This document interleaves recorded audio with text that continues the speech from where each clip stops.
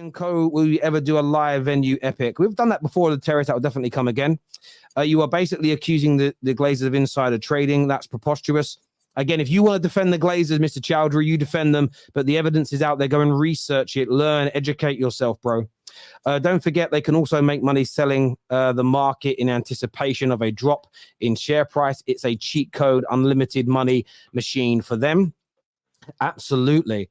No manager in the world can help them owners out. Completely agree. What do you change at United to make things better, Terry? Changing the owners, not an option. It just doesn't look like it's happening, unfortunately. What you need to do is have a complete clear out of staff that are there, because even the Glazers they're overly responsible. But what's going on right now at the club is a manager's trying to change things. You've got recruitment staff that are no longer being listened to as much, so their jobs are under pressure. You've got players that are not being played. So when you have a fractured club due to years of mismanagement, everyone's backbiting and self-serving, including the manager maybe. And when you have everybody in different departments working in different directions, you never create cohesion. So for me, the only way the Glazers turn this round is by maybe clearing everybody out and starting again with senior management, managers, coaches. Again, though, that's hugely expensive for them to do and would maybe take a lot of their own investment and not willing to do it. So, yeah, that's what I think needs to happen if they stay. Get the Norwich scarves out again. They were all holding them up in their Man U kits in the stadium the other day. I see the boy and his dad, brand new kit, probably got Rashford 10 on the back, holding up his Norwich scarf in his shirt, sat in the stadium. Unbelievable, Jeff. Funny how Lee gets his panties in a twist when he's interrupted but can't let Terry finish a single. I will say this to everyone saying that. Someone in the next super chat was saying the same thing about me. That's just what me and Lee do. So I think viewers, you just got to deal with it. I will interrupt when I feel like the conversation. Like what I'm saying, because you know it's right. No, because I've agreed with a lot of the things that you have said already about. I've not disagreed with anything you've said about Ten Hag. That's the irony in all of this. You just did, because you said, how does that lead to medium and long-term success? We wasn't talking about that in that instance. We were talking about that, and then we led on to that. Right. How to get a player out the club. I then told you how to get a player out the club. Yeah. And you started going on about long-term medium. No, we're talking about getting a player out the club. No, but that's not true, Lee. The conversation is about, does sacking the manager improve Man United in the medium to long term? So, of course, all the actions that you undertake in that process have to be able to generate an outcome which is leading to that success. And I don't believe going backwards and doing things that fouled and helped ruin the club under previous managers is the right action. As you said earlier, why continue to do the same thing over and over and over again and expect different results? For me, that's insanity. Lucy here says, Sancho did not refuse to leave the club, though, did he? I never said he did. In any way, shape, or form. What we didn't get in the summer was any club come in and try to buy him. So again, very hard to get a player out the club. I actually get Lee's point. If someone's in for him, you could threaten him with things. But if no one comes in for the player, it's even harder to get rid of him. And it looks like January clubs might come in, but nobody came in seriously, Lucy. So yes, but nobody accused Sancho of refusing to leave. So I appreciate your comment, but those words never left my mouth. Sacking Ten Hag will be a terrible mistake. Nothing changes. Ten Hag is not a yes man by all means. Ironically, this is the irony, Lee. I know you're not a big Man United fan at all, but read the articles. A lot of the staff internally are kicking off because he isn't a yes man. He challenges everything. So I think as a Man United fan, that's what becomes a little frustrating. Not you saying things. It's when it's like the articles are saying he's pushing back and he's creating problems and people internally are getting annoyed. And then on the outside, everyone says he's a yes man and a puppet. And the stories don't match up with the criticism. Again, headlines, I suppose. That's because the people that are writing the stories are controlling the narratives all the time. Yeah, how comes the stories of Ten Hag and all of this is now coming out after a defeat? Yeah, for a 3-1 defeat the other day. How comes the stories about Sancho suddenly start surfacing? They've not been there for time. Do you want me to tell you why this happens? And the club and the Glazers allow this to happen every time, because what happens they go, right, drop the Sancho story. It's called, and it's got a name. Okay, it's called the sleight of hand fallacy. It essentially gets you all focusing on here thinking this is the problem when the real issue is somewhere else. It's called the sleight of hand fallacy. And everybody sits there debating, debunking and arguing over these surface level problems like sacking managers, selling Rashford. And I can list a few. Selling Rashford, selling Bruno. Sounds very much like get rid of that donkey Lukaku. Get rid of the virus Pogba. Get rid of the mercenary Alexis Sanchez. Get rid of that tree called Fellaini. Get rid of Rooney, he's over the hill.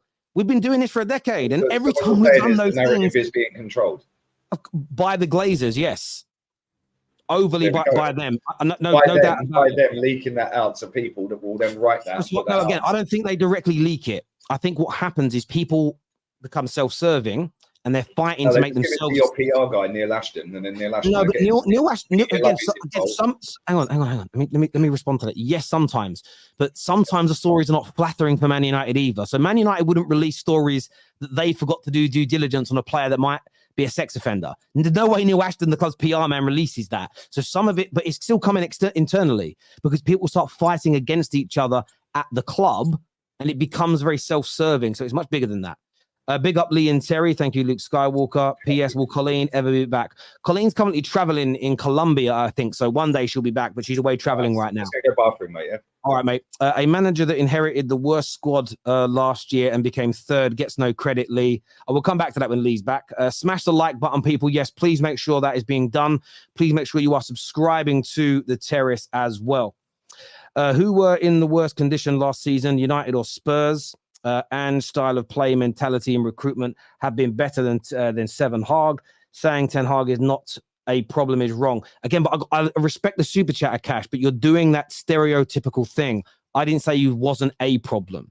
I didn't say he shouldn't be criticized. I didn't say that he hasn't made mistakes. I didn't say that we shouldn't be ridiculing the selections, that we shouldn't be challenging some of the signings. I didn't say that we shouldn't be having a go at him for changing the formation. None of that has been said. All I'm stating is that sacking him does not fix Man United. And I've been right the last 4 times of sacked managers. No one can tell me why I'm wrong this time. So, Cash, please don't conflate the problem with a problem. He's definitely a problem at the moment when we're struggling, but he is not the problem. And that was never, just like the thing about Sancho, that was never said. United should go for that Brighton coach. I'm telling you now, Luke Skywalker, you bring De Zerbi in today, in 18 months, we're back here again having the same conversation. Klopp galvanized Liverpool at halftime. Brighton tactically outclassed Ten Hag. Maybe Ten Hag is overhyped and just lacks the skill set like a poor version of Mourinho. That could be true. Totally agree with that. But we've said that about the last 6 managers as well. And it hasn't got better. That you said, that you said about De Zerbi. And you said we'll be back here in 18 months. Which manager do you think can come in and do it then? Or if there isn't one, what, you're just going to keep Ten Hag and hope for the best? No, I listen. It's not so much about keeping Ten Hag or even sacking him. It's laboring under the delusion that we are going to get better in the medium to long term. And I said this last year when we were winning. People are like, oh, you're not glazed out anymore because you won a trophy. Go back to the show. I said, listen, I'm going to celebrate the wins. If we beat Bayern tomorrow, I don't think we will. If we do, I'll celebrate it. I will. I'm a Man United fan. But I said this when we won the Carabao Cup. As good as we're doing right now, this will not be sustainable. And I don't believe we'll get back to the peak of our powers with these owners. I believe no manager in the world right now could get us back to our optimum best. If Pep came in, if Pep was here for the last 7 years, he would not have won 3 league titles on the bounce on a treble at Man United. Not in my opinion. He's so good, he'd have won us something because he is probably going to go down as the greatest manager of all time by the time he retires. Some people think he already is. But no manager in the world right now is anywhere near Pep's level. So everybody else is so much significantly worse than him, or not as good as him. Worse makes it sound negative. I don't believe anybody makes Man United, for the amount of money we spend and the standards we have, will ever get us back to competing on a regular basis until we change how we run as a club. I've been saying this. This isn't new from me. I've said this for the past 9 years straight on socials, and I haven't changed my stance once. I'm the only guy. And you've just absolutely done the political. You're Mikel Arteta, mate. Say a That's lot. That's not Mikel Arteta. I didn't answer the question. That was a straight answer. I said to you, so on that basis, if there's no manager out there that could come in and do, be better and get you better medium and long term, so you're just going to keep Ten Hag and hope for the best? You never answered it. I did answer it. I literally turned around and said, so you're keeping Ten Hag or not? No. Listen to what I said. I'm about to answer it again. I turned around and said, I'm not even against sacking him. Sack him if you want, but I don't believe. All I said is that's fine, but I'm not laboring under the delusion that we are going to become successful and sustainable in the medium to long term. So again, this isn't about sacking Ten Hag. This is not about defending Ten Hag. If he gets sacked tomorrow and we bring in a better manager, I'll go, great. Let's see what this new manager does. I'll get behind him. But I won't. Who is the better manager that can come in and do that? No, I said to you, who would you take? Who do I think's the better manager? Okay. Who do I think's better? Pep Guardiola, Jurgen Klopp. I do think Ancelotti is definitely a more proven manager. I think Diego Simeone is a better and more proven manager. So we can go and get them. And part of me is all for that. but I won't labor under the delusion that we're going to become consistently successful in the medium to long term. I don't think it fixes us. So that's my point. So on that basis alone, you're sticking with Ten Hag then? No, that isn't what I've said at all. Yeah, but Terry, you're not answering the question. You're just going Yes, around. I am. Right? So right now, medium and long term. Right now, so on that basis, you're sticking with Ten Hag then? No, I didn't say that. So you get rid of Ten Hag and just, oh, it don't matter. Nobody can do better anyway. So I said to you, if we have to get rid of him, I'll support it. Yeah. Because I care about my club. But I'm not laboring under the delusion that another manager gets us back or gets anywhere near City's level, makes us compete for the title every year until we change the way we run as a football club. I've answered it. I'm not against the idea at some point sacking Ten Hag. I just don't think doing that and selling Rashford is the answer to our problems and making us sustainable over a medium to long term. Don't believe it. Because I've got if you lose 7-0 tomorrow, you lose 7-0 and he's got history of a 7. Yeah, if you lose 7-0 tomorrow, do you think they will sack him? No, let's not say 7. Let's not take the mick here. If it's an embarrassing score, 4+. Okay. If it's an embarrassing, I don't think they will sack him tomorrow, personally. If he gets an embarrassing result tomorrow and an embarrassing result against Burnley, I could understand with 385 million that he spent, if it comes out and they believe that he's losing that dressing room, I would actually rather them sack him earlier than letting it. The mistake, another mistake we made with Ollie and Jose is that when things got bad, we stuck with the manager too long. So again, I'm not going to be a hypocrite. I would advocate his removal quicker. If the players are no longer listening, it's untenable to stay there. So I'm not against it, Lee. My answer stays the same, though. I won't sit here if we announce we're getting Ancelotti or Simeone, or we do a madness and we bring Klopp in, and I'm talking weird utopian outcomes here that won't actually happen.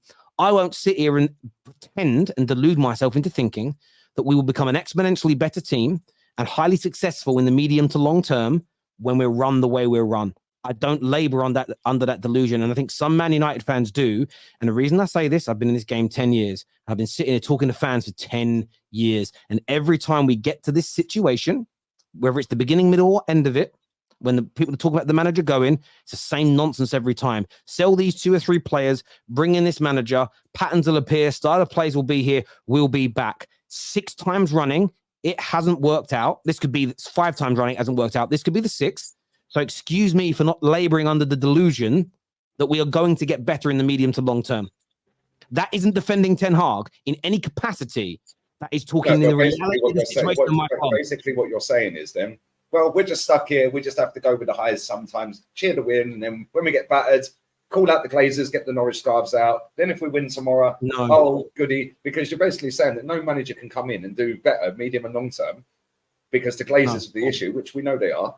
But yes, you're then saying, well, if Ten Hag gets sacked, well, I'll deal with that and I'll back the next one. But you're then saying in the next breath that until the Glazers leave, you're just going to keep going round the roundabout. Yes. So it don't matter if you sack Ten Hag then, does it?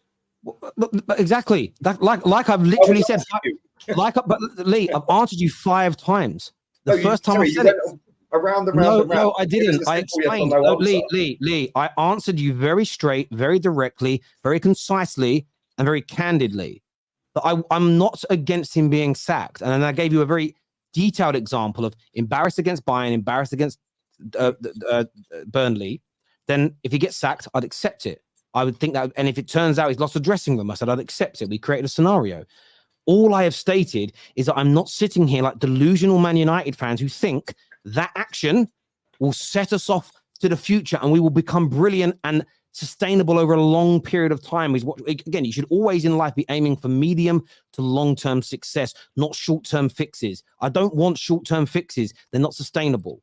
So again, that's all I've said to you, Lee. Let's move on to some more of these super chats. Fergie managed under the Glazers for 8 years. The issues weren't around then, so how can this believe it's not the coach? Again, I can answer you that question. So they weren't running the club under Fergie. Fergie also had a lot more power and control over what was happening at the football club. But it's called erosion. It is called erosion. And once Fergie left and David Gill left, they took over full control, their ways, their standards, their behaviors, and it rotted the club. And this can set in quite quickly. Equally under the Glazers, we were still very successful, but that was based on a lot of work and a lot of purchases that were done before they arrived. Obviously the class of 92, the Rio Ferdinands, the Rooneys, the Ronaldos. and some deals that were done in the early stages of the Glazers when they had full control, but again, Fergie was still running things. In the latter stages, we started hearing the Gladenomics when we weren't buying the Agueros and the David Silvas because the manager wasn't being afforded the money that he needed. When we sold Ronaldo, that money was kept by the football club, but used to pay interest. We replaced him with Michael Owen and Obertan. So this has been going on for a while, but Fergie's greatness enabled us to continue winning. Again, we've had no manager anywhere near Fergie's level since. So that's your answer there, my old mate. Thank you.